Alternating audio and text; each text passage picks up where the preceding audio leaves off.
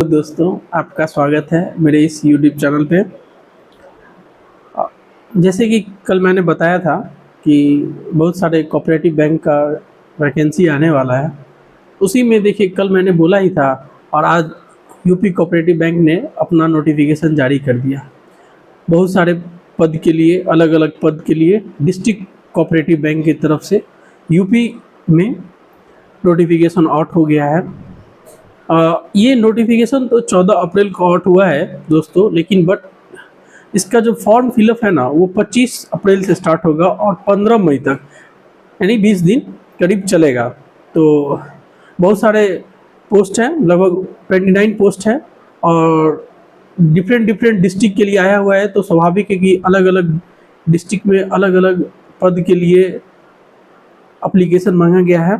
तो चलिए एक एक करके डिस्कशन करेंगे, लेकिन हम डिस्कशन स्टार्ट करने से पहले आपको ये बता देना चाहते हैं कि इसमें जो आरक्षण का छूट है ना, वो सिर्फ यूपी में रहने वाले बच्चों को ही मिलेगा। ये स्पेशली इस नोटिफिकेशन में मेंशन किया गया है कि जैसे ईडब्ल्यूएस तो यूपी गवर्नमेंट, ईडब्ल्यूएस ओबीसी तो यूपी गवर्नमेंट के द्वारा मान्यता प्राप्त ओबीसी होना चाहिए। तो ऐसा नहीं है कि बाकी स्टेट के लोग नहीं भर सकते हैं, बाकी स्टेट के बच्चे भी भर सकते हैं, बट उनको कंसीडर किया जाएगा जनरल कैटेगरी में। तो जो जनरल कैटेगरी से सीट बच जाता है तो वो उसमें वो एलिजिबल हो जाएंगे। तो दोस्तों, अब बात ये करना है कि पोस्ट जो है ना, वो मैनेजर का पोस्ट है, असिस्टेंट कैशियर का भी पोस्ट है और असिस्टेंट मैनेजर का भी है, जूनियर मैनेजर का है, और दोस्तों बात किया जाए तो अकाउंटेंट का भी है, और क्या इसमें असिस्टेंट अकाउंटेंट का भी है दोस्तों, अकाउंटिंग क्लर्क का भी है, और stenographer, junior assistant, clerk typist, assistant typist और असिस्टेंट इंजीनियर सिविल का भी है, असिस्टेंट इंजीनियर इलेक्ट्रिकल का भी है, जूनियर इंजीनियर सिविल का भी है और जूनियर इंजीनियर इलेक्ट्रिकल का भी है। तो दोस्तों, किसी किसी में वैकेंसी ज़्यादा है और किसी किसी पोस्ट में वैकेंसी कम है। तो जो सबसे बड़ा वैकेंसी है ना, उस पर आज चर्चा करते हैं। तो जब आप ऑफिशियल नोटिफिकेशन डाउनलोड कीजिएगा तो आपको सबसे पहले असिस्टेंट कम cashier banking assistant clerical staff का एक वैकेंसी दिखेगा, सीरियल नंबर 3 पे। वो कैटेगरी 3 का रिक्रूटमेंट है दोस्तों। इसका वैकेंसी सबसे ज़्यादा है, कितना है तो 887 यानी 887, और ये परमानेंट नेचर का जॉब है दोस्तों। डिस्ट्रिक्ट कोऑपरेटिव बैंक लिमिटेड का ये जॉब आया हुआ है। तो यही है, यूपी कोऑपरेटिव बैंक की तरफ से अलग अलग जिलों में अलग अलग पोस्ट के लिए, सारे पोस्टों के लिए वैकेंसी आया हुआ है। इसका जो एग्ज़ाम है ना दोस्तों, वो IBPS कंडक्ट करेगा। तो सारा जो फोटो का साइज होता है, उसमें जो हम लोग सेल्फ डिक्लेरेशन डालते हैं, सारा IBPS वाला ही इसमें जाएगा। फॉर्म फिलअप डेट बता ही दिए कि 25 अप्रैल से स्टार्ट होगा और 15 मई तक जाएगा दोस्तों। पेमेंट का जो फ़ी है ये भी ऑनलाइन ही होगा और फॉर्म भी ऑनलाइन ही फिल होगा, और फ़ोटो वोटो जो भी जैसे डालते हैं IBPS के एग्ज़ाम में, बस वही सेम चीज़ है। और दोस्तों, इसमें आगे बढ़ते हैं।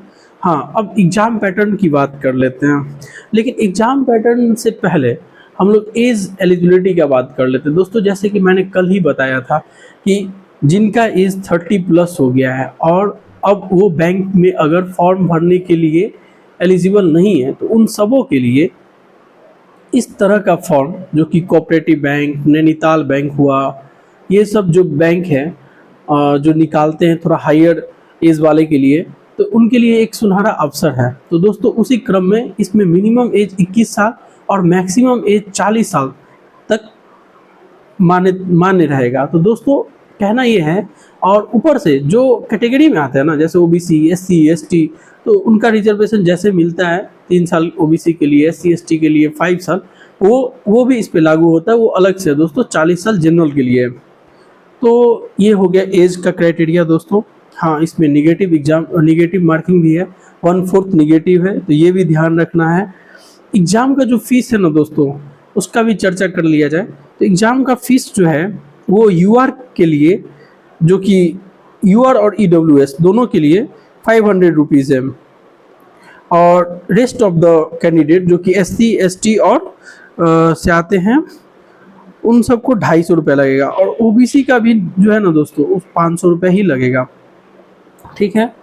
और जितने भी कैटेगरी वाले स्टूडेंट हैं आपको बता ही दिया कि वो यूपी से अगर उनका कैटेगरी यानी प्रमाण पत्र निर्गत हुआ है तो वही उनको मान्य रहेगा। तो दोस्तों इसमें 2 प्रकार से एग्जाम होंगे, एक पीटी होगा और मेंस होगा।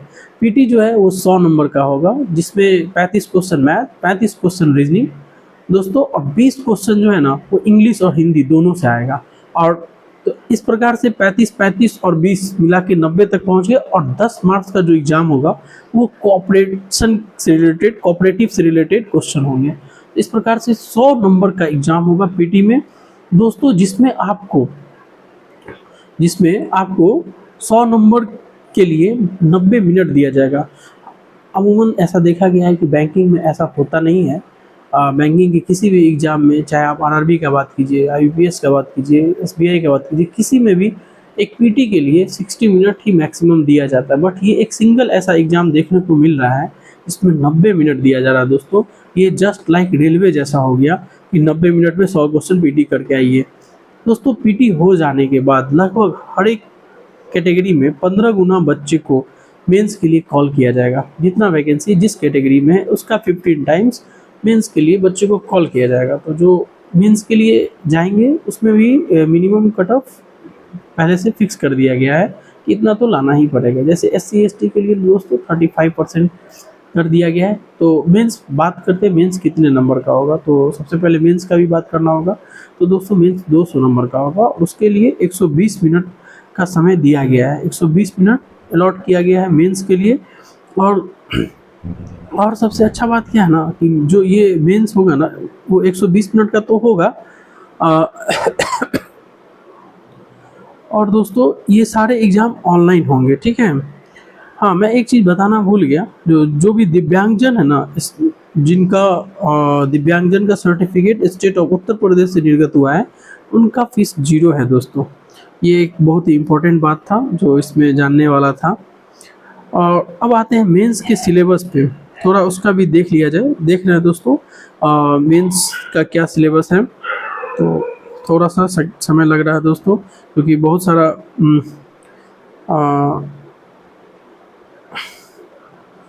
बहुत बड़ा पेज है, लगभग 106 पेज का ये पीडीएफ है जो हॉरिजॉन्टल वर्टिकल हर प्रकार का रिजर्वेशन के साथ हर कैटेगरी का हर डिस्ट्रिक्ट का दिया गया है। तो स्वाभाविक है कि बड़ा सा आएगा दोस्तों। देख रहा हूँ मैं, एक सेकेंड। हाँ, पीटी और मेंस सबका सेम सिलेबस है मैथ रीजनिंग का दोस्तों। जैसे पजल होता है रीजनिंग में, most of the question puzzle होता है, मिसलेनियस होता है, वो सब चीज़ें होंगी। बट इसमें जो सिलेबस दिया गया ना थोड़ा एसएससी का भी टच रखा गया है। अमूमन बैंकिंग के एग्ज़ाम में मिसलेनियस और पजल होता है, यानी नॉन वर्बल नहीं रहता है, लेकिन इसमें नॉन वर्बल भी दिया गया है सिलेबस में, जैसे फिगर मैट्रिक्स, ठीक है, इमेज एंड वाटर इमेज। तो ये सब जो है ना एसएससी का सिलेबस है, तो ये भी पूछा जा रहा है। मैथ में भी थोड़ा सा एसएससी का टच दिया गया है, जिससे कि बेसिक ट्रिग्नोमेट्री, ये सब दोस्तों थोड़ा थोड़ा देखना पड़ेगा। ये सब दिया गया है, बेसिक अलजेब्रा है ना, ये सब अर्थमेटिक के अलावा कुछ कुछ चैप्टर इन मैथ में डाल दिया गया। थोड़ा सा बोल सकते हैं कि एसएससी वाला टच दिया गया है। तो दोस्तों अब बात करते हैं मेंस में क्या आएगा। मेंस एग्ज़ाम में भी 1/4 निगेटिव मार्किंग है और ये भी दोस्तों अलग अलग डिपार्टमेंट के लिए अलग अलग है। तो बात करते जो ये मेंस एग्ज़ाम है ना, अभी मेंस एग्ज़ाम जो इंजीनियरिंग बैकग्राउंड के बच्चों को छोड़ के जो नॉर्मल के लिए है उसका भी थोड़ा बात कर लेते हैं। नॉर्मल बच्चे के लिए पहले बात करते हैं, जो इंजीनियरिंग बैकग्राउंड के नहीं है उनके लिए टोटल 6 सेक्शन होगा। यानी जो असिस्टेंट कैशियर का एग्ज़ाम देंगे उनको 6 एग्ज़ाम देना पड़ेगा मेंस में। तो बात करते किस चीज़ का, रीजनिंग एबिलिटी और मेंटल एबिलिटी दोनों एक ही चीज़ होता है। उससे 20 क्वेश्चन आएंगे, पर क्वेश्चन 2 मार्क्स का होगा और टोटल 40 क्वेश्चन होंगे। 40 मार्क्स का होगा। 20 क्वेश्चन, नंबर मैक्सिमम मार्क्स 40 होंगे रीजनिंग में। न्यूमेरिकल एबिलिटी जिसको क्वांट बोलेंगे, हालांकि कुछ क्वेश्चन इसमें एडवांस मैथ का भी डाला जाएगा, इसमें भी नंबर ऑफ क्वेश्चन 20 होंगे और पर क्वेश्चन मार्क्स 2 है, तो टोटल मैक्सिमम मार्क्स 40। इस तरीके से कंप्यूटर का भी 20 question, 2 marks each, 40। Language Hindi और इंग्लिश दोनों पूछा जाएगा, ये 20 क्वेश्चन, पर क्वेश्चन 2 मार्क्स, ये भी 40। जीए का भी वही हाल है दोस्तों, 20 क्वेश्चन 1 मार्क्स।